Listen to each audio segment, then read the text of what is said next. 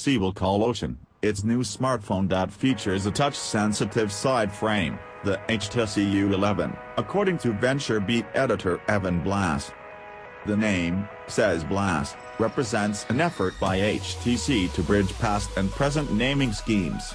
In this case, 11 ties the company's newest smartphone to the HTC 10, its 2016 flagship, while U signifies that the device is part of the same family as the U Ultra and U Play.Blass also notes that the HTC U11 will be available in 5 colors: white, black, blue, red and silver, though the company is unlikely to sell all 5 variants in every market.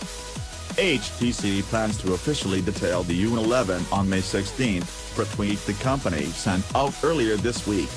According to past rumors from Blass, the new handset will feature a 5.5-inch 1440 by 2560 pixel display, Qualcomm's new Snapdragon 835 chipset, 64GB of expandable storage, a 12-megapixel main camera and 16-megapixel front-facing camera. The phone will ship with Android 7.1.